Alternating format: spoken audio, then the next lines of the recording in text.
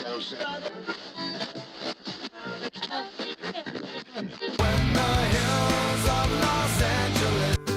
Angeles, I'm and most Hollywood nights. She goes to California, oh, California. California. What you say about Los Angeles? LA got the people saying,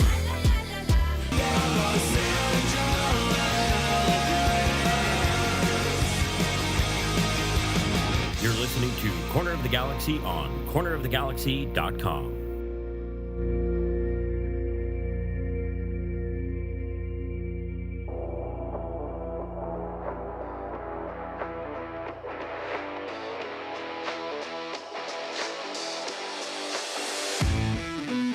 It's time for another episode of Corner of the Galaxy from the Box, the show that gets you behind the scenes of the LA Galaxy and into the minds of soccer reporters and MLS experts. Your hosts for the day are Corner of the Galaxy's Josh Guesman and LA Times soccer reporter Kevin Baxter. Let's start the show. Hello, everybody, and welcome to Corner of the Galaxy from the Box on cornerofthegalaxy.com. I'm your host, Josh Guesman, coming to you on Monday, March 20th. LA Galaxy 1-1 draw with the Vancouver Whitecaps over the weekend, Saturday night. Some of you there, some of you weren't there.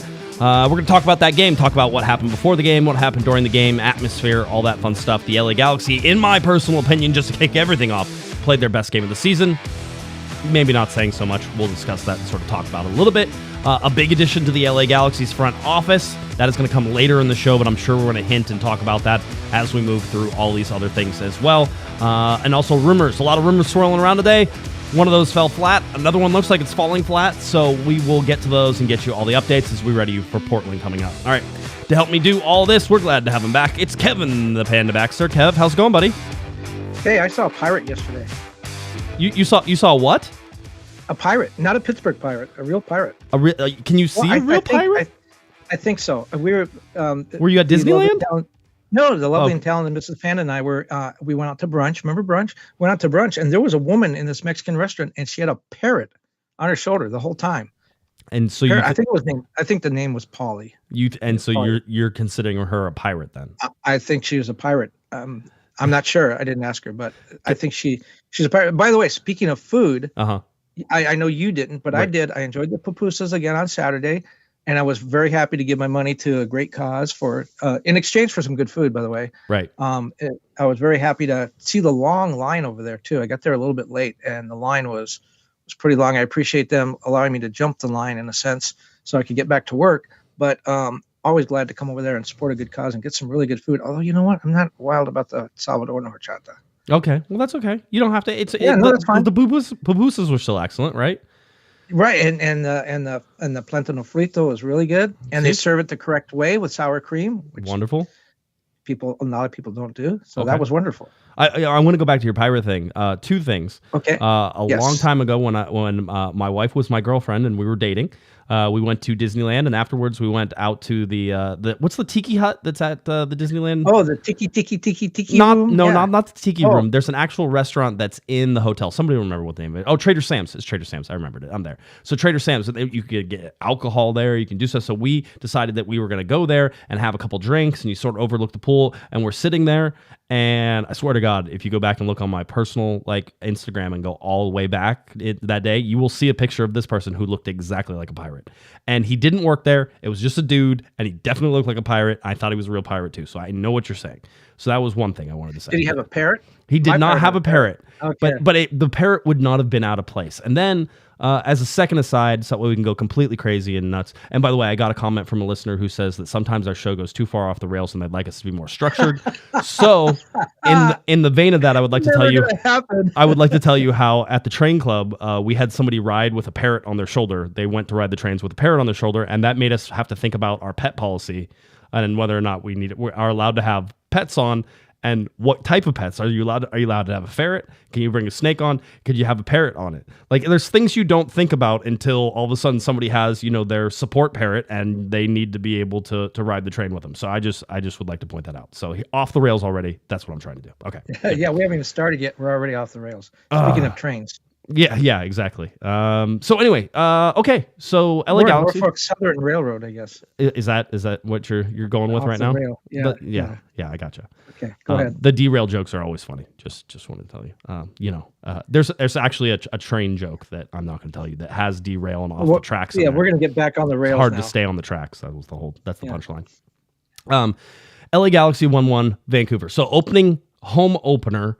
For the LA Galaxy, by the way, was always supposed to be the quote-unquote home opener because the first game would have been played at the Rose Bowl had it been played. It didn't get played, and so this still would have been the quote-unquote home opener for the LA Galaxy. So all of that was sort of planned and there. There was obviously a lot of build-up to this. One, the LA Galaxy coming in winless and quite honestly leaving winless. That's something we can talk about. The other was that there was a boycott planned for around 6:30 out in front of the stadium, and we wanted to go and cover that and see that. So that's something we did. And then it's obviously about what the atmosphere inside the stadium and the LA Galaxy's play. And I think all of these are sort of important things to watch. So you and I get there. I got there and didn't even have time to go inside because I went straight out to the protest and I met you out there. I saw you. We waited there for a little while, right? We were told 6:30 and they didn't exactly show up on time for protesting. I don't know. Is that a punctual activity that you're supposed to, if you go to protest, should you be punctual? They were protesting. They just weren't protesting there. They were marching over from the park. That's right, from Victoria Park, right, which is about 1.5 miles away, I think. So they were weaving their way towards us, and eventually that happened. Funny story. I forgot I was supposed to be on Vancouver radio before the game, so I'm out there sort of talking with everybody, and the phone rings, and it says Vancouver, British Columbia, and I'm like, oh, I'm supposed to be on the radio. And so the producer came in. I'm like, hey, I'm covering this protest, so I'm out here. Is that okay? And they're like, yeah, it should be fine. Whole deal. So of course, as soon as the protest started was whenever I got to go on the radio. And talk to the guys in Vancouver. So I told them what I was seeing there and previewed the game a little bit for them. They asked about the protest and whether or not we'd be able to hear that in the stadium, and I gave it my best guess and tried to figure out whether or not that would be felt inside the stadium. So, Kevin, finally the protest shows up. People are protesting. You got to interview some people. What general thoughts? What do you have? Well, just everyone was talking about how Klein has not, in their opinion, Klein has not delivered, and that the team has lost contact and lost the respect of a lot of the supporters, that they don't feel like they're part of the equation any longer. They don't feel like they're talked to any longer. One supporter told me over and over again how disappointed he was with the Galaxy re-signing Chris Klein when he is suspended. The idea of he broke the rules and gets rewarded for it. We'll talk a little bit later about why Chris Klein is not going anywhere. Spoiler alert. And we talk a little bit about that. But that's what the supporters were saying, that this is not the Galaxy that they all grew up with. And everyone I talked to have been fans since the Rose Bowl days. Right. And always come to the opener. And they just talked about how disappointed they are in the direction of the team. If they have a direction. One guy told me he didn't think the Galaxy had a culture anymore, which was, of course, what Greg Vanney was brought in to handle. It's interesting when you look at the crowd, 23,112. Right. Fourth largest in MLS over the weekend. So yeah, that's a good crowd. Smallest for an opener for the Galaxy since 2013, not including the COVID year of 2021 when attendance was limited. So it's a good crowd, but it's not a good crowd by Galaxy standards. Same thing kind of with the protest. There was a protest. That's not good for the Galaxy, but it was much smaller than I think even the supporters anticipated. LA County Sheriff's Department sergeant told me between 250 and 300. The Galaxy pushed back on those figures big time. Even some of the supporters groups said they thought it was more like 200. But in any case, even if it's 300, I think the supporters thought it was going to be, we're hoping for a much larger number than that. Yeah. So, this sort of anger and disappointment and all that was supposed to be manifest really wasn't manifest. And one last thing, you didn't see it maybe because you did get there late, but before I went down, I actually looked from the overhang to see what was developing down there. There was a lot of police and security presence. And I don't know whether the Galaxy had intended to shut it down if things started getting, it's private property. They can do whatever they want. Right. I don't know if they intended to shut it down, whether those people were just there to protect the protesters or to keep them hemmed in so they didn't go into the crowd. Or I don't know what the intention was, but the police presence there was I thought, kind of heavy. Yeah, I would imagine it would be, quite honestly. I was told that basically the Galaxy were allowing the protesters to protest, which is nice because, as you said, private property. They don't have to do that. I don't want to give them a ton of credit for it. I think that's the right thing to do, but they did do that, and they were given a time frame of about 15 minutes to be able to do that. And then once that 15 minutes was over, that they went their ways. Peaceful. A lot of people voicing their concerns. Again, the Galaxy pushed back big time on the number. By the way, you mentioned it. I think they think that number's around 70 to 72 protesters from the 250 to 300 the sheriff said. Kevin and I would like to point out that we didn't count people because that's not our job to count people. And two is that's not a number we came up with out of our heads, right? We didn't come in. If you asked us, I'm sure we have opinions. I can give you mine. I thought there was about 150 to 200 people. That felt like what it was, but that's a total guess on my part. Well, the reason I went to the sheriff's sergeant, I went to a sergeant too. I didn't just go to any guy. I figured a sergeant was probably in control. He was talking to one of the organizers of the protest. So obviously they were coordinating, like, we're going to do this, we're going to do that, we're not going to cause any problems. So it was clear that the sergeant was sort of in charge. One of the things you learn in Journalism 101 is when you're covering an event like this, you go to the security or police people that are present, because they're the experts in this. They don't have a dog in the fight. They're not on the Galaxy side. They're not on the protest side. They're independent, and they have to account for this. If they get overrun, they have to go back to their chief and say, oh, there were way too many protesters. There was 1,000. We weren't prepared for that. And if nothing happens, they said there was only 50 people there. We could handle it. My point is that you learn in Journalism 101, go to the police. They're experts at this. They estimate crowds. And so that's what I did. I went to them and they said 250, 300. If that's a little bit too much, I went to the expert. It's just like at the end of the game, you look at the scoreboard and that's the score. I went to the guy who knows how to estimate crowds, and that's what he told me. Yeah. So anyway, so we get that. So again, that protest was there. I talked about it on the Vancouver radio. They were actually very interested in the whole thing and whether or not it would affect inside. So let's talk about inside. Standard late arriving crowd, wasn't surprised. People kept asking me to judge the atmosphere before the game. I'm like, chill out. Like, you can't look at a Galaxy game until 15 or 20 minutes before, like, into the game, before everybody finally gets settled. And in there, I will say, and this is from my personal experience, there's absolutely a difference. And if you went there and said there was no difference, then I don't know that you've been to a Galaxy game before. There's a severe difference. Somebody on Twitter nailed it, and I don't know who it was, but I saw it. They're like, and here was my general thing, and then I'll tell you what they said. My general thing, Kevin, was that in moments of excitement, in moments of anger, in moments of, oh, they're going to score, in moments of build-up, good plays, bad plays, booing, that type of thing, the stadium was pretty much normal. You would be hard pressed to sort of tell that there was, any sort of people missing in those moments, right? But it's all the moments in between where you noticed it. It was quiet in between. Whenever the ball was being passed around the midfield, at the center stripe, and there wasn't a lot of press and there wasn't a lot of things going, it was quiet. The atmosphere was more subdued, right? And somebody said it was a baseball crowd. Doesn't that make a whole bunch of sense that, like, it was a baseball crowd? Yeah. Like, because baseball, you sit there and you wait for something to happen, then oh yeah, very good, nice job, woohoo, yay, and then it dies down and then it's quiet again. And that's what it felt like. There was no rhythmic chanting, there was no drumming, there was none of that almost background noise that you get used to. It to the point where Cosmo was banging on the signage behind the goal, and the first couple times we heard that, we were wondering if it sounded like a drum. Where was it coming from? Kevin, it took me 20 minutes to figure out it was Cosmo doing. I'm like, who's banging? Like, somebody's making a really loud noise whenever it's quiet. Who is doing that? Like, I was looking for the person. The fact that you could hear it tells us it was quiet. Some people said they could hear the players on the field. I talked to a couple of people about that, and they said that they could not, from where they were sitting. They weren't going to say the other people were lying, but they didn't hear that. But the fact that Cosmo could bang the end boards and you could hear it in the press box half the stadium away, clearly, almost to the point where it woke you up, that gives an indication the crowd was not as noisy as it generally is. And I think that's the thing. Now, would I say it was, it had I don't know that the atmosphere had a negative effect on things, right? I don't think that it was like, oh my God, this is horrible, the whole deal, but it's definitely different. It's really strange. But you and I watched games in empty stadiums during COVID, and that was really weird, right? We would sit there and be like, okay, is this a real game or is this not that feels like a dream, by the way. It doesn't feel like that actually happened, Kevin, but we went and we saw games in person when there was nobody in that stadium. There were like 35 people, with press and everybody else sort of watching. That was it. It wasn't that. It was a game. And with 23,000 people, I mean, we could always get into the attendance debate, right? Just the tickets distributed argument, because we do that constantly throughout the years, even if there is no boycott.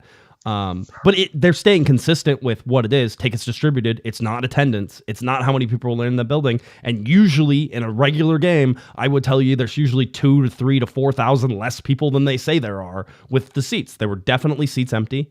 It was full-ish. But there were definitely seats empty. You could see it all across the stadium, especially from where we sit. I think you estimated somewhere around, maybe it was 20,000. Sure. I mean, 19, 20, that sounds about right. But by the way, I would probably guess that, if the supporters were in their places, I probably would have said, 20, 21, sort of in that vein. But Victoria Block was very empty. That side of the stadium was more deserted. I did get information that there was about 70% that they had supporters tickets were scanned at about a 70% rate. So people who have supporters tickets, they're able to scan tickets whenever they come in. I mean, that's another thing. Kevin, we know that the Galaxy know exactly how many people are in the stadium every single night because they have ticket scanners, and that's all that stuff is made to do was count people and figure out where they are, right? We know we never get those numbers. Well, let me just explain. A lot of leagues, the NHL is one. I believe the NBA is one as well. And MLS, they announced tickets distributed. That means that's the number of tickets that they handed out. Now, theoretically, and I'm not accusing the Galaxy of doing this, the Galaxy actually seemed to have one of the better policies in the league. The Galaxy could go to a radio station and say, here's 1,000 tickets to give away, and the radio station could throw them in the trash. The Galaxy are going to count those as tickets that were distributed, okay? Not tickets sold, not people in the ballpark. Major League Baseball counts tickets sold. That, again, is not a turnstile count. Now, what you said about the tickets being scanned, the Galaxy, we've asked for attendance figures for years, true attendance, and they never give it to us. Well, we now find out now that they're scanning, and they'll share that with us to show that the boycott's not working. Right. But, if it's embarrassing and the attendance totals are not what they say it is, they don't want to share that. I will say the Galaxy are one of the better teams in MLS. I mean, Orlando and I think Colorado and Dallas are ones that really abuse that policy. I did an investigation of this several years ago and actually found out that the Orlando numbers were off by a third. They actually have a turnstile count because it's a city facility. The old stadium was a city facility. The tickets distributed and the actual turnstile count was off by a third. The Galaxy are nowhere near that. But I just find it interesting that all these years they keep telling us tickets distributed, and we find out now that they do actually have a scan rate and a scan number they could give us. But I did. I want to point out they had a 70% scan rate for supporters tickets. Now, I asked around if anybody thought that was a reasonable, and I got some yeses. That's probably reasonable. So that is what it is. But the bottom line is, if those people were in the stadium, they were not in their seats, right? Because for the most part, you could see that there were empty sections there. So anyway. Interesting. We talk about the atmosphere. That's Go-Go's. Okay, so now we get to the LA Galaxy in the game. 1-1 draw. We've talked about that already. The LA Galaxy scored 3 goals in this game. Only one of them counted. We'll talk about all that as well. The lineup for this, especially here, looking a little bit different. Greg Vanney tweaked something, and we were waiting for this tweak. We've been waiting to see if this could be explored or if this could be looked at, which was starting Tyler Boyd. So Tyler Boyd started his first MLS start with the LA Galaxy on that left-hand side, the number 11 shirt. So you sort of had, and I know MLS sort of has them in a 4-1-4-1. That's probably not correct, and it didn't really play that way. There's a lot of interchange between the 3 and actually the 4 midfielders, central midfielders they have with Efrain Alvarez in there, and Ricky Puig, and Mark Delgado, and Gaston Brugman, and then Tyler Boyd on the outside as well. All right, so I saw you can, and by the way, the back line, Jalen Neal kept his starting spot. Caceres is in there. Edwards on the left side. Leardam on the right hand side. I thought Leardam and Edwards both had pretty good games. I thought Jalen Neal had a pretty good game. I thought Caceres was pretty good. I thought the defense, for the most part, kept Vancouver frustrated for the night, save for the goal on the set piece.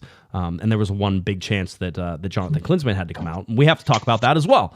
But the bottom line is that Greg Vanney went for a little more width here, Kevin. Okay, so a little more width. He needed to. Yeah, and that's where Tyler Boyd sort of comes in. And I will say that there's already an improvement whenever you get that width on the outside. Dejan Joveljic was more involved in the game, right? We saw him taking shots, and being dangerous and scoring. Did he score twice or once? I think he scored once. But it was once. The mystery handball goal. He set up the other goal, but he was offside, which led to the goal. Right. That would have been Puig's. That would have been Puig's because that was really nice buildup as well. But the bottom line was there were changes here, and this is as this team sort of morphs back into a lineup that we're expecting, right? And I know it's a big sort of thing to talk about, but still with Chicharito out, with Douglas Costa out, with Lucas Caligari, who dressed for the first time, was on the bench. He had, I think Greg Vanny said, 1.5 trainings with the club before he's on the bench. So I think they were probably a little hesitant to put him in, knowing that he hasn't gotten to train a whole bunch with the club just yet. So I would imagine that Portland is a much better chance for him. And we're expecting, I think, that Leerdam should be gone on international duty, although I think there was some calls there that perhaps he could make back from Suriname and be ready for that Portland game. So we'll Jovic is out, however.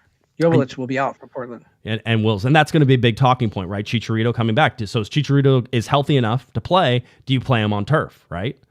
So I think Costa and Chicharito are still both out. I wouldn't play them on turf. Those are lower leg injuries or leg injuries. The turf is going to beat them up. Their first game back, if they had played a game or even a half, maybe. But I know that one thing about Greg Vanny is these early season games, as we've seen, he is doing a great job of not panicking. He knows that there are 30 plus games left to go. He's not going to jeopardize the whole season for one game, even if the team is winless after 3 games. Right. He's not going to jeopardize the whole season.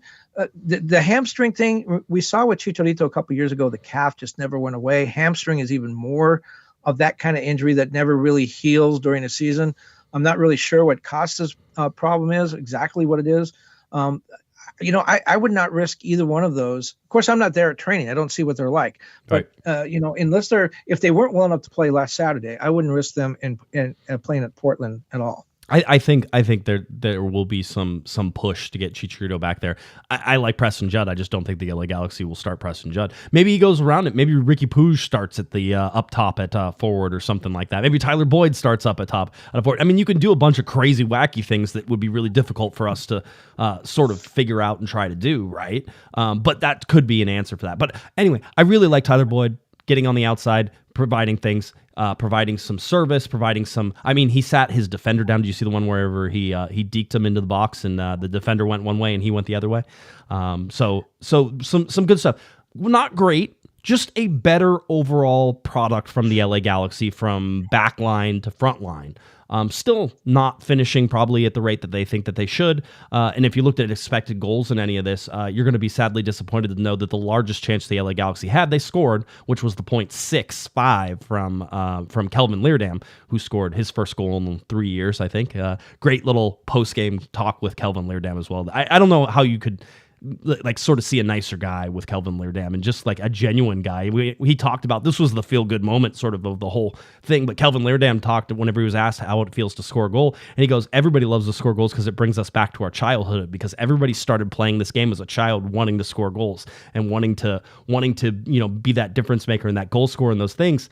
And Kelvin Leerdam says, that's why guys celebrate so much when they score goals, is because it takes them back to that childhood. That's a really fun, amazing little way to look at that. But Kelvin Leerdam scores in this. Jonathan Bond comes out injured in this game, Kevin. That was a little scary for him. And I thought a very dirty play on the Vancouver side that he got pushed into that. But he stayed down for a while. Are you any concern with Jonathan Bond? Yeah, he. We saw him leave the stadium with his left arm in a sling. It's a shoulder. Greg Vanny told us after the game that he wouldn't know until today, Monday, and we haven't heard anything from the Galaxy about that. So we don't know the extent of the injury. But when he left in a sling, that was not good. He did stay on the bench through the half, though. He didn't go right to the dressing room. At least I don't think he did. No, he did. He went to the dressing room, but then there's some photos of him standing in the tunnel with his sling on and watching the rest of the game. So if a guy has a broken shoulder, it's unlikely that he's out there standing and, sort of walking around. We actually got to see him come through the press conference, as you were saying. He came through and walked through the press conference, and his arm was in a sling, and it was like, oh, man, that sucks. That's not good. But Greg Vanny, in his postgame, sort of said, the guy's not, like, in unbearable pain, so we don't think it's super serious, and it may have just got jammed. Maybe it's a bone bruise or something like that. But Jonathan Bond, I would venture a guess right now will not be playing in Portland. And he's only missed 3 games since he came here two plus seasons ago. So, Klinsmann didn't play in an MLS game all of last year. So this was his first appearance since 2021. By the way, you talked about how this was the Galaxy's best performance and they looked a little more offensive. This is the first they outshot Vancouver 20-12. I believe this is the first game that they have outshot the opponents. I mean, they got pummeled in Kansas City as far as shots on target go, shots on target. So the Galaxy moving in the right direction, and Greg talked about that afterwards, about how this team is not the team that we're going to see in June, July, and August. No Chicharito, no Costa, no Sega Koulibaly, still uncertain where he is. I mean, Calgary on the bench. Yeah, I was going to say Sega is a question mark in terms of if he's a starter right now too, because I mean things have moved on sort of without him. You got Mavinga in there, you got Sega, you got Caceres. I mean, as far as I'm concerned, I'm not touching Jalen Neal. I'm leaving Jalen Neal exactly where he is. So there's only one center back spot right now, and Greg can go to 3 center backs. But for me, not touching anything that's happening with Jalen Neal right now. If Sega comes back and the Galaxy are counting on him, because they're, as Greg said, they're going to play 50 games and they're going to need some depth, and they're going to need it at center back. And that's a position where you just can't throw a young guy. I mean, Jalen Neal is the exception that proves the rule, but you just can't throw a young guy in there and say, we're going to count on you. So Sega's going to be important. But if you look at we don't know where Sega is. Caligari is not playing. There's some rumors of other players coming in. We could literally have 5 or 6 guys starting in June who aren't even here, aren't even on the field right now. Yeah. So this remains a work in progress. The Galaxy is they're going to get better. How much better, I don't know. And there's still some holes. I think they need another winger. If Tyler Boyd's going to be one wing, I think they need somebody on the other side. Maybe Costa becomes that guy. But this is not the finished product, and it's it's unfair to be too hard on the Galaxy right now because this is not their team. Yeah, I can see that. There are parts of this game that give me a lot of confidence. I'm way higher on the Galaxy in terms of this game, and I know people were saying it was a boring game. I actually thought that there was some really nice, footballing plays in this. I thought there was some good open moments. I thought that there was some really crappy early season moments too. There was times when teams were just giving the ball back and forth to each other. I didn't think that Vancouver posed a significant offensive threat. They were overtly physical with Ricky Puig early on. I forget how many yellow cards, and I probably have it here. Let's see, I have it. 1, 2, 3. And I think some of their subs got one, but they got 3 yellow cards. Vancouver did, and they earned all of them. And the play I was talking about with Jonathan Bond is one where I said I thought it was dirty when the Whitecaps player pushes Raheem Edwards into Jonathan Bond. Everybody knows that play. Everybody's been a part of that play if you've played soccer for even, a couple hours. There's always going to be that play where you're chasing, and as the defender, you're putting yourself between you and the offensive player and the ball, and then whenever the goalkeeper comes in there, you're going to try to hold off and stay close to your goalkeeper, but sort of shield him, and when you get pushed into him, and then that causes a shoulder injury, that's dirty. I thought the Whitecaps were guilty of being dirty players. Raheem Edwards, by the way, does get the award for the best tackle of the night, though. That was 2 hands, upper body, wrapped his legs around, dragged his man down. No penalty no flag on the play at all, as far as I was concerned. But a football tackle, an American football tackle that you don't get to see every day. Well, and going back to the Galaxy's lineup. So this is not their real team, and as you said, they're getting better each week. I think there is a little bit of criticism to be leveled over. Well, we're 3 games in the season, really 4 weeks into the season, because they didn't play the first week. Why don't we have the real team here? Why Julian Araujo? I understand that one, that he left late, and they do have Calgary, and they never really replaced Kevin Cabral. He left in December. They lost Samuel Grandsir. That was a surprise. He hasn't been replaced. So on one hand, you look at it and you say, well, Greg Manning doesn't have all of his bullets yet, and so he's being cautious. But on the other hand, how come he wasn't better prepared for this offseason? And why are we still waiting? I think that's going to be a criticism. I think that his counterpoint to it, and I think it was deliberate, was that they wanted to be deliberate with the picks that they had, right? And they wanted to make sure they got the guys that they wanted in the positions they wanted. And yes, we can criticize the timing of it. Vanny's probably going to be right, though, that the end of the season is when you need to be playing your best. And these first games, he's never going to say they don't count. But the Galaxy have sort of treated this like those first couple of games are not that important, are less important than some of the others. And so as they're sort of building out this roster and doing those things, I think the Galaxy get better. There was some intricate passing on the inside, which I think you really have to love to see. Puig and Brugman, I think, struggled in the first half and opened up and played much better in the second half. Brugman looked gas in that second half. I think he came out around the 70th minute, if I remember correctly, or maybe he was one of the later substitutions. But he came out of the game.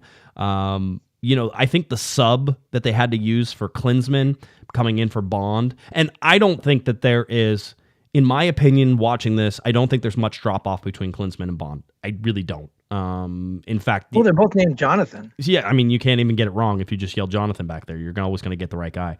But I don't see a drop off, so I don't see the LA Galaxy. Quite honestly, the Klinsmann signing and retaining him as a backup is really smart because he's a capable goalkeeper. He may not be the best goalkeeper in Major League Soccer. Jonathan Bond isn't the best goalkeeper in Major League Soccer. They're very similar on level, on stature, I think, and how they play. So there's no missing anything back there, and I thought that you saw that. Jonathan Klinsmann played 70 minutes of that game. And I don't know that there's a footnote that you really need to make about it. One, he wasn't that busy, but two, he handled everything exactly probably the way that he should have. There's nothing to talk about with him. You know what was interesting, speaking of talking about, he came into the press conference afterwards and of course he was asked, how do you come off the bench ready? And he said, well, you prepare yourself every game like you're going to be in there and play and you're ready to go and you warm up and you think you're going to be out there. And that's the stuff they always say. And so I wanted him to go beyond that because that was just way too trite. Right. I said, look, you didn't play at all last season in MLS. You came to 34 games and you never got in. And now all of a sudden you come in to a game you're losing 1-0 and you come out with a draw. You played really well. How did you do that? And he said, and then he kind of opened up a little bit and said that when he drives to the game every week expecting to play, and then he drives home pissed after every game that he didn't play.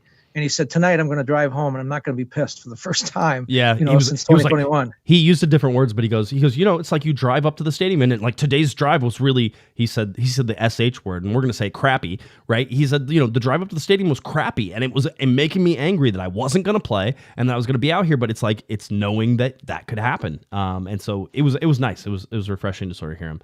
And I do like the kid. Outside of the Landon Donovan comments from way long ago, he's matured into a fine goalkeeper, I think. And I think the Galaxy are okay. That means Bond can get healthy and do what he needs to do. And so there's no panic there. You know what I liked what I heard from him? And obviously this is what you would expect, but still, it's still nice to hear it. There wasn't any of that like, oh, shucks, I got lucky. I got my hand up in time. He came off the bench. He's not the starter. He came off the bench, played really well. But again, he gave off an air like, of course I did. Of course I made that save. Of course I came off my line when I had to. Totally, he came off as being very confident and very sure of himself. And in that position, holy cow, I mean, of any position on the field, that's the one where you need to be confident, sure of yourself. Yeah, and he made that really good fingertip save, I think, there towards the end that was pushed the ball over the bar, and that was exactly what he needed to do, exactly what you wanted to see from him in these particular cases. So I got that. Efrain Alvarez was fine. If we're going through some of the other players that are out here, we could sort of take a look. And, Ricky Puig gave the ball away too much in the first half, had a much better second half. Brugman, probably the same. Delgado got involved up to a certain point. I thought Alvarez got involved to a certain point. A quieter game from Alvarez, a bigger game from Boyd to start off with. Raheem Edwards didn't have to defend as much, and whenever he doesn't have to defend as much, he has a better game. Kelvin Leerdam was probably my man of the match. He scores a goal, and he was involved in all the other goals that got called back. So he was one of those guys that I thought, had a standout game. The goal the Galaxy allowed is going to be frustrating for them. Greg Vanney explained it as, one guy dropped and the rest of the guys didn't go with him. And if you watch it, it's the drop on the fake whenever they go up and run up and stop at the ball. The person who dropped was Alvarez. He takes a huge step inside to cover his man, and then whenever he sees the play isn't coming, he stops. And that now splits Jalen Neal between two guys, and Neal has to track his guy, and he wasn't going to get front side of that guy. It wasn't happening. The ball was in the right spot there. And so it was a well-designed play. It's one that you would hope wouldn't be, what you wouldn't fall for on the defensive side of things. But again, when you bite hard or you drop when you're not supposed to, you reset the line. And so the line, you watch Jalen Neal jump with Efra because Efra jumps. And now they're both sort of behind the play whenever that happens, and you can't have that jump because if you're a central defender and if you see a guy drop that's not supposed to drop, now all of a sudden you're going to be behind the play, so you need to catch up and try to be there. I remember that happening so many times. I agree with you. I thought it was a really well-designed play. The little hesitation opened up that space. Gressel had a really nice free kick, the cross, and then the header was a bullet. Nice header. Yeah, it was very nice. And the Galaxy's goal was sort of a little bit of a flub too, if you want to sort of look at that. The handball is the one that everybody's going to talk about. There was a goal line clearance, I think, in the first half as well. That was really well played. The Galaxy had some nice build-up, some nice passing in tight spaces. They opened up some good lanes. Raheem Edwards overlapping into the box a lot. Leardam getting forward and getting involved in the play. Tyler Boyd cutting inside. All that stuff was working very nicely. It just, the final product really wasn't there. The handball at the end of the game. It's an interesting one. I think Greg Vanney got it right whenever he said that there is no way that the referee could have made that call when he's 20 yards away and directly behind the play. He can't see that ball. Because the ball was on the chest. It was the chest or chest to shoulder, possibly armpit, and if it hits, the problem is if it hits that lower part of the arm, then it's going to be called a handball. When we watch the replays, and I saw the first replay, I was like, to me, that doesn't hit an arm. And I said that goal should probably count. But then when you realize that the referee called a handball on the field, now I look at that and say, there's not enough evidence to overturn that. And I understand why it didn't. Scott French, who's the other pool reporter at the stadium with me, we yelled over to each other. I'm like, I don't think I have a question on it. I know what they're going to say. I know what they saw. Like, you could sort of deduce exactly what was going to happen. Did the Galaxy get screwed? Yeah, they did, because the center referee shouldn't have made that call. So it wasn't a handball in my opinion, but once you give it to VAR to try to overturn for clear and obvious mistake, I don't think there's enough there to overturn. And see, that's the point. If the referee had let the goal stand and then said, I'm going to take a look at VAR, perhaps Vancouver has a legitimate beef here. Maybe It was a handball. Then he says, no, there's not enough to overturn the goal. Instead, it was backwards. I'm going to call a handball, and there's not enough to overturn the handball because, again, it has to be clear and obvious evidence. By the way, you said 3 goals. I think the Ricky Puig goal, it really nice buildup, but I think I think Joveljic was clearly offside on that one. The handball was less clear. I mean, the handball. I think I wrote that it was a dubious call at best. Yeah. I don't even think that's doing justice to it. I think it was a goal. Well, and there were shouts for the Vancouver goal to be offside as well because he was right. He's probably shoulder level with Jalen Neal on that. So I'm sort of like, there's probably not enough evidence to overturn that. But this is what it's sort of refereeing 101 now, Kevin, is that you try to let the goals stand and then you'll overturn them whenever there's clear and obvious evidence that they shouldn't stand. And in this case, the referee got it wrong. And that's unfortunate because the Galaxy could have had, an extra 2 points here and we wouldn't be calling them the winless LA Galaxy through 3. So yeah, I mean, it's unfortunate. It's not the way it should have gone. I think Greg Vanney is maybe a little disingenuous to saying it came down to one play, but I'm also a big believer in that. It did come down to one play. The Galaxy put the ball in the back of the net, in that play. They did what they were supposed to do. They created the chance, the ball bounced to Joveljic, and Joveljic buried it when he did. I don't know that you can fault anybody for that. That is exactly what should have happened, except for the referee didn't get it right this time. So that's what. Well, and you talked about that they need to let the play continue. I know that linesmen are told not to raise the offside flag until the play is over. Right. Let the goal score, raise the offside flag, and then you have a VAR that you can go look at. Don't stop the play until it's concluded. I guess with center referees, it's a little bit different. They need to make a call. Sometimes they have to make it while the play is still going on, or in this case, after the play, call it back. He's already made his decision. The center referee is in a little bit more of a difficult position, but exactly what you said. The point being, let the play continue to the final till it concludes, and then make your call. That's what linesmen do. Yeah, expected goals for the LA Galaxy 1.8. Again, the largest one of those comes for basically almost half of that, or at least a third of it is 0.65 with the Leardam goal. The Galaxy, again, chipping away at these chances, Kevin, and it's not clear and obvious that they are definitely having scoring opportunities and not converting them. There's a lot of little scoring opportunities, and maybe one big one. There's another big one that sort of happened at the beginning of the game, a bigger one. Where you would expect the Galaxy maybe get a little bit more of a push. But again, they're chipping at it. Ricky Puig, love his shots from distance. Don't want to see him taking them all the time. He hasn't hit the target yet. Maybe eventually those will really start keying in and getting on target. And you need those sometimes to make the defense come out to you, so that way you can create more space. I understand it, but we've seen a lot of shots from distance from Brugman, from Puig, from Efrain, trying to get sort of those wonder goals. And I think Greg Vanney has even mentioned it. He wants them to, be a little more patient with some of that. So yeah, that's sort of where we sit right there. A big super chat from Herb, Sugar Daddy Herb is in the house. $14.27. Super chat says, "Hey Josh, hey Kevin, any of you know why the Galaxy don't promote the Spanish radio broadcast on 1330 AM? Rolando Gonzalez has been calling the games for quite a few years now." Kevin, did you know the LA Galaxy had a Spanish radio broadcast? I kind of did, but you're right. There's not much talk or promotion about it. A lot of talk about what's going to happen to Joe, to Tino, what's going to happen to Kobe, all that kind of stuff. What's going to happen to Nikki K. A lot of talk about the broadcasters, but no, we don't really hear much about Spanish.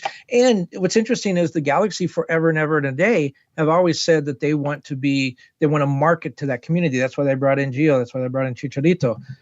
You'd think they'd be doing more with that. I think so. Herb, I have no idea. I'm sure somebody will send me a note tomorrow to enlighten me about all these things. But as of right now, no, I don't know why they don't broadcast that. We had Joe on our show on Thursday night to promote his involvement with Apple TV and doing the home games, and then he's even doing the away games too. It's just on YouTube and the radio stream that they have there instead of just on the Apple TV. So you can always listen to Joe. It's just a matter of whether or not it syncs up with everything. Let's get to the LA Galaxy schedule coming up. Obviously, the 1:30 p.m. kickoff time on Saturday. That game's against the Portland Timbers up at Providence Park. This is a Fox game, so it's on Fox, and it's a free Apple TV game. It was really fun to see people complaining about the LA Galaxy being behind a paywall on Saturday night, except they weren't behind a paywall. It was for free on Apple TV. So occasionally there are games that are free. This one will be over the air on Fox, and it will be a free Apple TV game as well. So you can get this. But go one beyond that. Look what happens when they come back home for their second home game. And then the second home game comes back. It's LA Galaxy so you have LA Galaxy versus the Seattle Sounders starting off April, and then that mid-April match after the Galaxy go away to Houston and back. That April 16th game is LA Galaxy and LAFC and El Tráfico. That game is on Fox. That game is also on Apple TV. All games are on Apple TV. I don't know why it just says Fox on it, but it will be on Apple TV as well. So anyway, and also on 1330. In Spanish. Yeah, exactly. On 1330. We should just start. There you go. We should start doing it. Okay. Yeah. We'll tell you. We'll try to remind you every time that you that listen is to Galaxy mission games in life now in Spanish on 1330 AM. All right. So that's the schedule that sort of sits there. If we look at the standings, the Eastern Conference is led by Atlanta. Almeida over there is just scoring goals like you can't believe. That dude. It was funny because I think we were talking in the press box, Kevin. Maybe it was you or maybe it was somebody else. We were talking like he didn't play a bunch in the World Cup.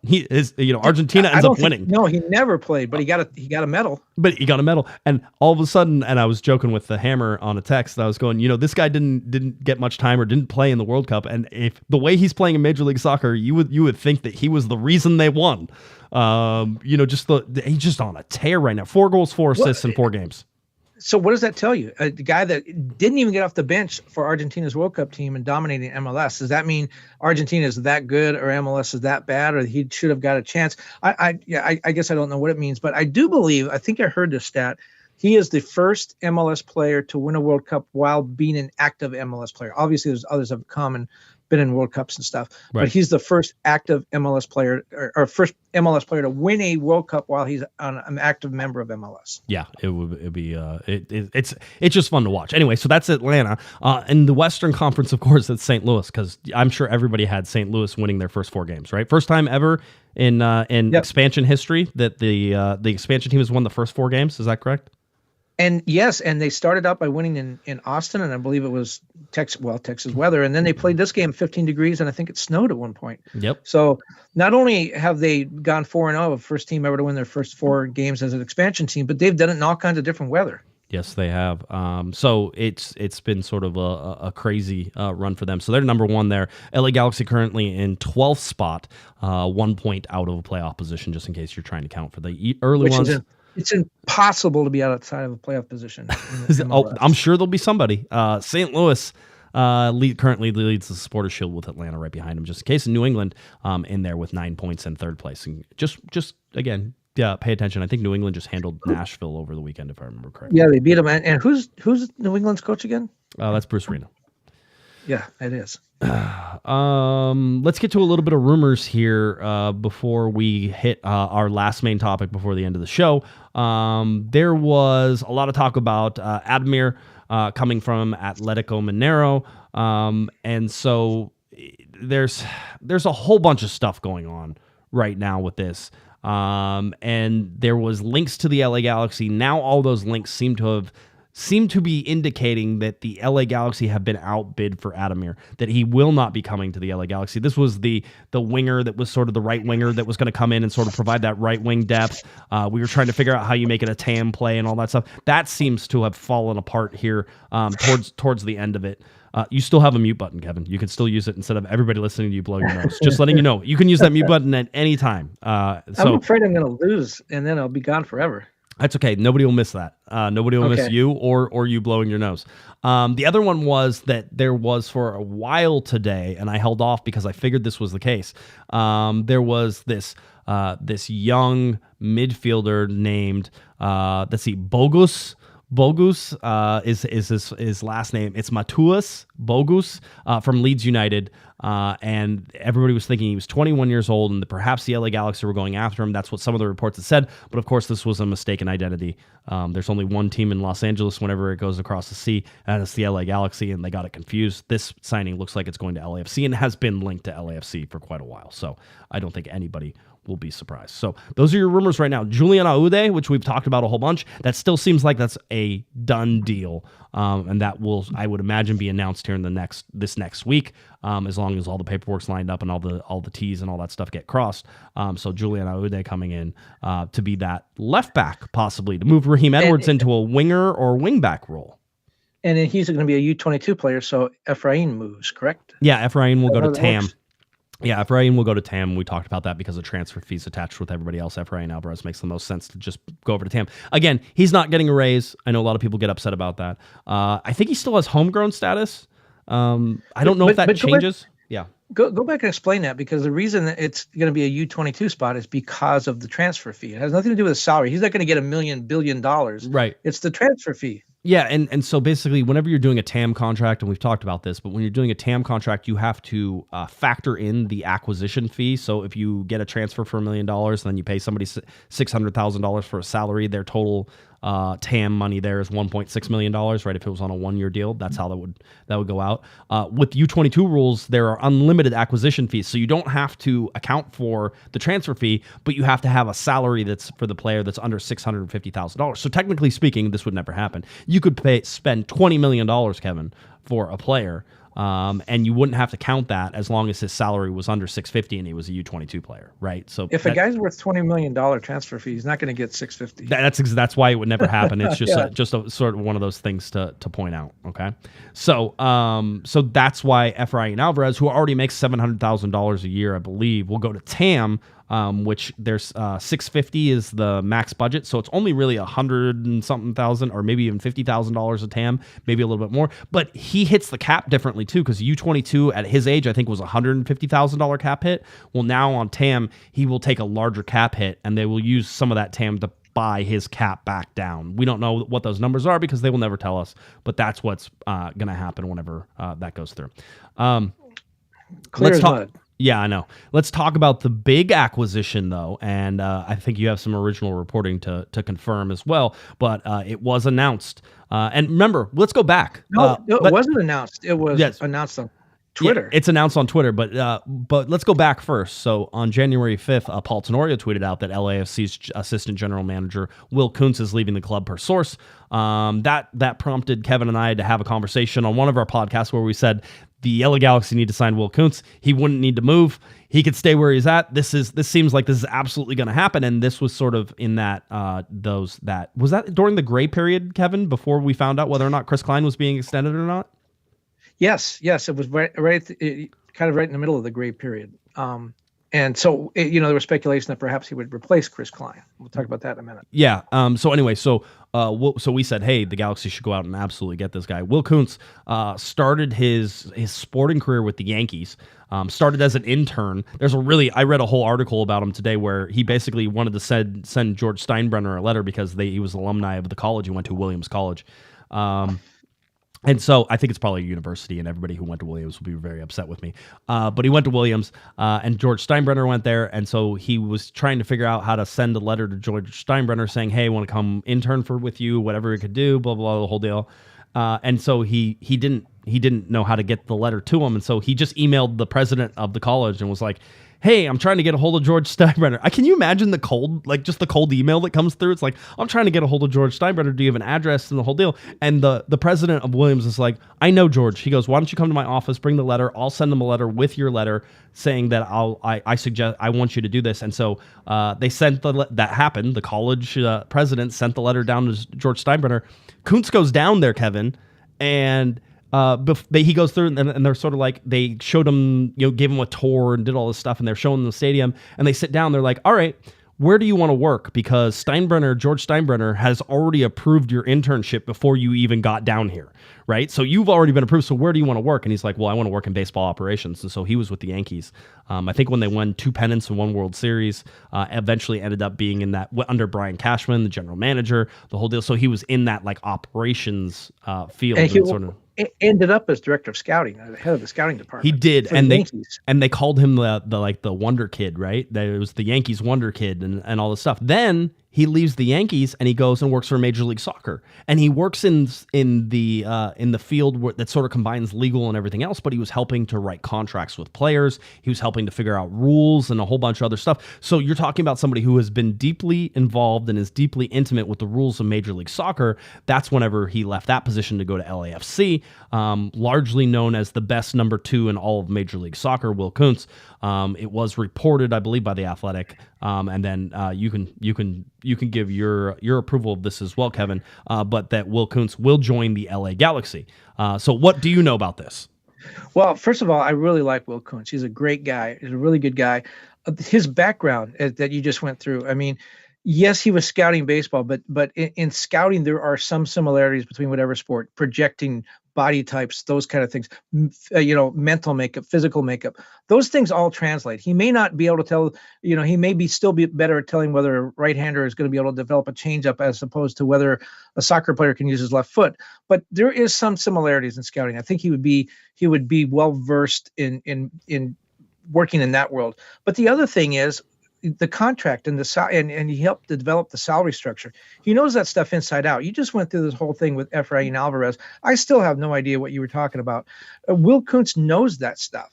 Not only does he know that stuff, but he knows how to find the holes. I mean, look at what LAFC has done over the last couple of years. That last year bringing in Bale and Chiellini. I mean, he's part of that. Yeah. The other thing I heard, by the way, I don't mean to interrupt, but I heard that he was instrumental in Chiellini coming over as well. So he was, yeah. He actually talked to Chiellini's brother, and he was instrumental in getting him over. But one of the things that is really, I think, appealing about him, if you're the Galaxy, is that he works in the shadows. He doesn't run out there and beat his chest. John Thornton gets all the credit. John Thornton will tell you that Will Kuntz is a big part of his success. Will Kuntz doesn't claim that. So he's going to be a guy who's going to work in the background. And he's not going to claim the headlines for himself, but he's going to be very, very important to the Galaxy. Now, I've been talking to him for a long time, and we exchanged text messages after he left LAFC, and he coyly said, "I don't know where I'm going to go. I'm, looking at some options." And, he has a family. He's not going to leave LA. It was obvious from the start he was going to the Galaxy. When I heard over the weekend that there were rumblings that he had actually signed with the Galaxy, I sent him a message and I said, "Congratulations on the new gig." And he said, "Thanks a lot." He confirmed that he's with the Galaxy. And I said, "What is your new job?" And he didn't respond for a long time. And so I sent him a message. I goes, "Wow, I said, that sounds like a really important job." And he messaged back, "LOL." And he said, "It's still being determined." Here's what I think. Speculation time. Everybody put your speculation hats on. Okay. Yes. Continue.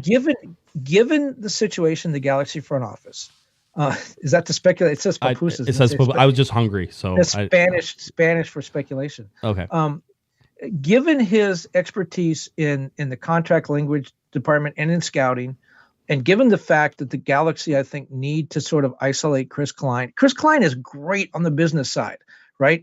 According to Chris, record revenue last year in sponsorship and ticket sales. So he's doing what he's supposed to do. He's supposed to be on the business side. He sort of lurked over into player personnel stuff. He needs to get back to the business side. And this is a model that Will Kuntz is familiar with. LAFC has co-presidents. They have a business president in Larry Friedman and a sporting president in John Thornton, and the two do not mix. So I see Will Kuntz coming in. assisting Greg Vanney, doing some of the contract work, exploiting some of the loopholes, maybe helping Jovan and scouting a little bit. He certainly knows that world. But I see his primary role as a firewall to keep Chris Klein away from player personnel and to make sure Greg Vanney has no, not that Greg Vanney would want to, has no influence or whatever on the business side, to keep those two worlds apart. Because, let's face it, as much as the supporters want Chris Klein to go, he's not going anywhere. And he's not going anywhere for two reasons. One is, if the Galaxy and AEG give in to the supporters now, what's the next demand? Next year, do they want pink uniforms, or do they want to have all the games played at the Rose Bowl? Whatever. The AEG realistically, in a real world scenario, cannot be seen, I don't think, as giving in to the supporters. However, the supporters are very important to the club. Clearly, if AEG can say, look, we heard your concerns, we know what you want, we got Will Kuntz in here, we're going to put him in between, he's going to be the firewall. I think the supporters would have to at least consider that as a reasonable compromise, and maybe everyone can move forward with that. I think it cost the Galaxy some money. I don't think Will Kuntz was cheap at LAFC. No. And he left. And if he left to go from the best club in MLS to what essentially right now is a rebuilding project, I would imagine he got a substantial raise. That's quite a move. Can we, again, and we try to point this out as much as we possibly can. When the Galaxy get it right, we trumpet the fact they get it right. This is getting it right. I don't know what position they're going to put him in. I like your idea. I think that the speculation you give on that is spot on. I don't know that I would change it in anything. But I'm also not wouldn't be totally surprised if it's some side door gig, he's going to be in charge of scouting and analytics above Mikey Stevens. And, I know Mikey Stevens is director of scouting, but Will Kuntz is going to be the director of scouting. And he's going to be, that type of thing. And I'll wait. I'm going to leave that up. But bottom line is that if you want to be the best, you have to get the best in those positions. That was what we were talking about whenever we were talking about Garth Lagerwey going to Atlanta, right? Now, is it a coincidence that Atlanta's starting on fire now that Garth Lagerwey is there and the whole deal? Maybe a little bit, but also Garth Lagerwey just has a tendency to make things happen whenever he goes places. So if you're the Galaxy and you don't go get Garth Lagerwey, then that means that you didn't want to go get the best guy for the position, and you had a chance to. There was overlapping. Maybe you could have done that, right? So with Will Kuntz out there, yes, they got it right. This is a guy who loves analytics, but also understands that there's a limit to that. Right. And it's always the same thing that we always try to talk about with analytics, is that it informs you of things that maybe you weren't seeing and allows you to see those things once you look at them correctly. He doesn't think that analytics are the be all end all. Correct. Right. And so he's looking for team fit. And I think that when you look at what he's been able to do, the players he's been able to recruit, his background in contracts and everything else, this is and excuse the baseball terminology here, but because he was a Yankee guy. By the way, he grew up a diehard Mets fan. He lied to Steinbrenner and told him that he was a diehard Yankee fan. But whenever you bring that in, it's a home run. And this is what the Galaxy should be doing. So, well, I like your pushback, because I think the scenario I laid out is a win-win for everybody. You get a quality guy in a great position where he can be helpful. You have a opportunity to address the unhappiness with the front office situation. You have an opportunity to have Chris Klein stay in the lane where he is most successful. And you have, Will again as that traffic cop, able to use all of his tools. That to me makes a lot of sense, and it should be the thing going forward. But as you just said, never underestimate the Galaxy's ability to screw this up. I don't think I said that. I think you came to that conclusion from what I said. And I would agree in general. I would agree in general. I'm just saying I didn't say that. I'm just saying I want to see what how it comes about. Let me see how it fits. Yes. After 2 days after Will Kuntz confirmed to me that he is with the Galaxy and that they are trying to find his position, and actually kind of intimated that he's kind of been with the Galaxy for a while, I called the Galaxy to ask for some clarification. What is Will Kuntz's position? And the response I got at first was, "Who's Will Kuntz?" And then when I said, "I already know he's working there, he's already told me," then they said, "We will tell you his position when we write the press release." Yeah. So there you go. Maybe they don't know. Helpful as always. Maybe they don't know. You don't know. Maybe they don't know. Yeah. Maybe they don't know what his position is. I feel like he's going to be the missing winger. He could be. Maybe he's going to start.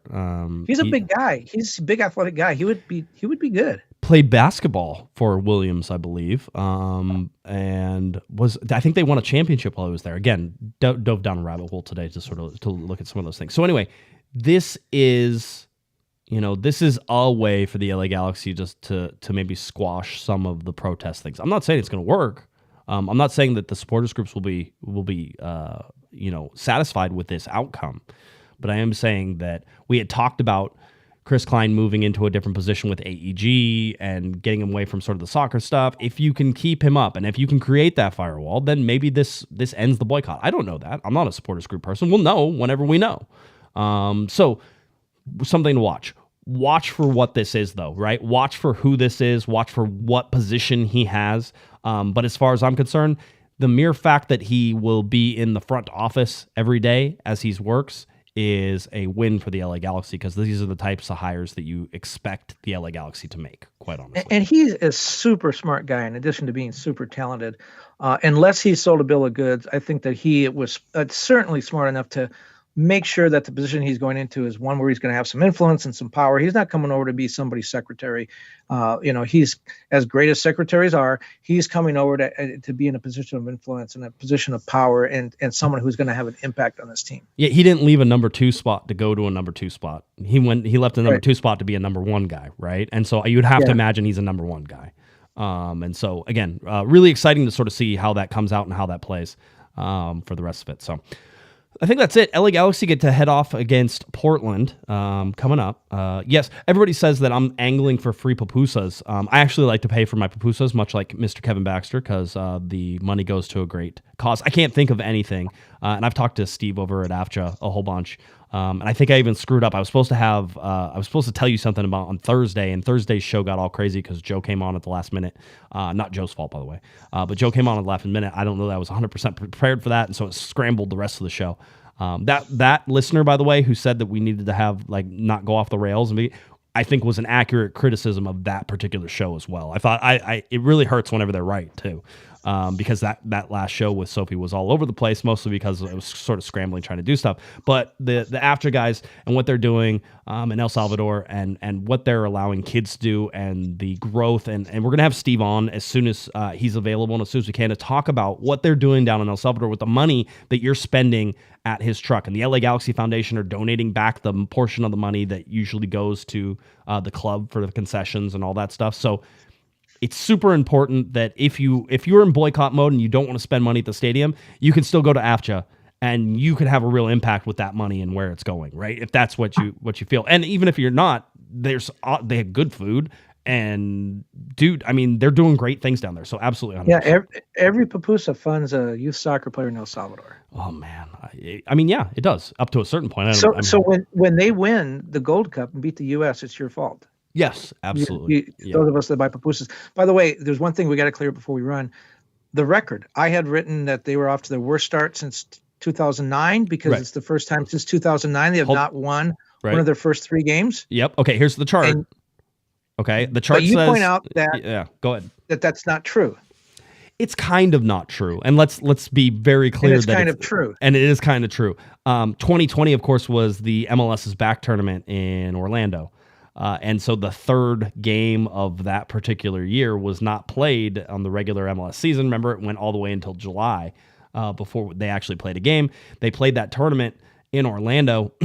And so, yes, that tournament counted for regular season, but it's also it's a weird sort of if and half in between. So if you're talking about regular seasons and not one that had a tournament in the middle because of COVID and a shortened season and everything else that sort of went around there, then you're 100% correct. 2009 is the last time that they started this slow, and the graph points that out, that 2 points to the first 3 games. Otherwise, 2020, if you want to count that tournament as something, they had 1 point through the first 3 games. Yeah, they had a draw. I think the first game with Houston was a draw, and then they lost the next 2. One of those, the second of the 2, being in Orlando before no crowd in that goofy tournament. Yeah. So yes, this is the worst start in MLS in all games. I don't even know how you define that. Also, the thing about the attendance, saying 23,112 was their worst opener since 2013. that's not true either, because in 2021 they played before 6,000, but that was limited by COVID. So I think we just say either COVID gets an asterisk, or we just anything involving COVID doesn't count anymore. Yeah, it's one of those weird things, especially whenever you're trying to do stats and trying to keep all those things. It's just like also to point out, 2020 was a statistically worse year than 2017 when the LA Galaxy won the Wooden Spoon. They didn't win the Wooden Spoon in 2020, but they were close to. There were actually teams that were worse than them, so they didn't win it. But statistically, if you sort of played out a 34-game season, they would have had like basically a Wooden Spoon-like performance if they did that. 2009, which is the last time they started out this low, completely different story, which is where they went to an MLS Cup and lost to Real Salt Lake under Bruce Arena in his first full year, because he came on in the end of 2008 and then took over in 2009 really and put that team together. And by the end of the season, the LA Galaxy were the best team in Major League Soccer. They opened the season with like 6 draws or something. Yeah. They just had draw. They got that points. They just didn't win any games at the start. Yeah. So anyway, excuse me. That's sort of where we look at all those things whenever we're trying to look at those. So completely different islands whenever you're looking at 2009 and 2020. So that's where we stand. LA Galaxy taking off and playing against Portland this week. That's a 1:30 p.m. Kickoff time. Games on Fox and will be on MLS Season Pass as well. Game free on Fox and free on MLS Season Pass, according to my little cheat sheet there. We'll get you kickoff times whenever it comes. And, of course, we have a show on Thursday coming up that will get you ready for that show as well.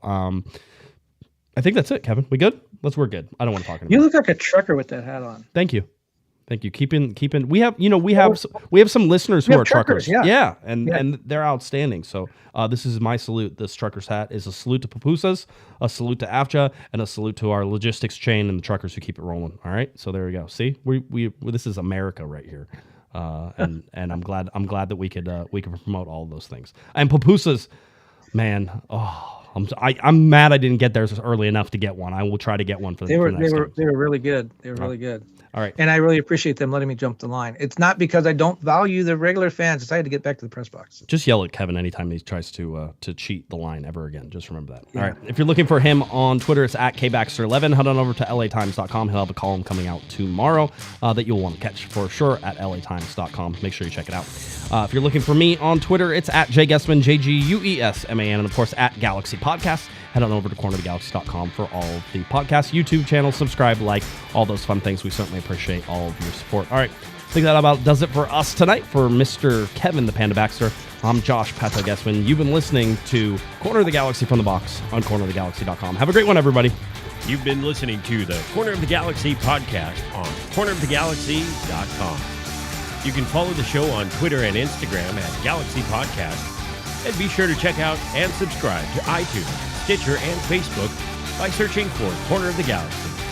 Fans, we thank you for listening, and we ask that you be kind and courteous to your neighbors as you leave the podcast. We thank you for joining us and look forward to seeing you again.